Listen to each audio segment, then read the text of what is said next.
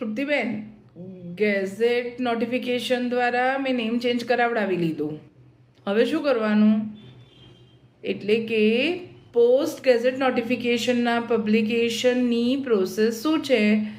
તો જેવું તમારું ગેઝેટ આવી જાય છે એ પછી તમારે એ ગેઝેટના ઉપયોગ દ્વારા તમારા જે આઈડી પ્રૂફ્સ છે, જેમ કે આધાર કાર્ડ કરીએ તો એની જે unique identification authority of India, election કાર્ડની વાત કરીએ તો ઇલેક્ટોરલ ઓથોરિટી છે જે તમારી, પાન કાર્ડની વાત કરીએ તો ઇન્કમટેક્સ ડિપાર્ટમેન્ટને તમારે આલવાનું રહે છે.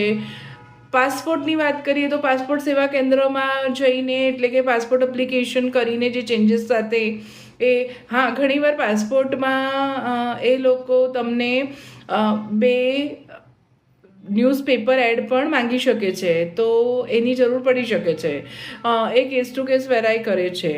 બીજું, બધા ઇન્સ્ટિટ્યુશન જેમ કે બેંક છે, તમારી કોઈ ઇન્સ્યોરન્સ હોય, તમારી ઇન્વેસ્ટમેન્ટ ફર્મ હોય, તમારું કોઈ ડીમેટ અકાઉન્ટ ચાલતું હોય, બરાબર છે, એવી કોઈ એફડી રિસીટ્સ છે તમારી, જેમાં તમારે હવે નવા નામથી ઓળખાવવું છે કે નવા સરનેમથી, યા જે બી મિસ્ટેક્સ તમે એને કરેક્ટ કરાવડાવી છે બાય ગેઝેટ નોટિફિકેશન, એ તમારે અપ્લાય કરતું ગેઝેટ એ લોકોને જરૂરી પુરાવા સાથે સબમિટ કરીને નેમ ચેન્જ યા સરનેમ ચેન્જની પ્રોસેસ તમારે કમ્પ્લીટ કરી દેવી જોઈએ. હા, સાથે જે લોકો ગવર્મેન્ટ જોબ કરે છે યા પ્રાઇવેટ જોબ બી છે, પીએફના અકાઉન્ટ્સ છે, એમના કોઈ બી ઇન્વેસ્ટમેન્ટ અકાઉન્ટ્સ છે, આ બધા અકાઉન્ટ્સમાં પણ તમારે એને ગેઝેટ નોટિફિકેશન જે પબ્લિશ થયું છે તે આપીને તમારે જરૂરી ચેન્જીસ કરાવી દેવા જોઈએ, જેથી કે એમ્પ્લોયરના રેકોર્ડની અંદર હવે તમારા નવા નામ, સરનેમ, ડેટ ઓફ બર્થ અને અંદર નોંધવામાં આવે.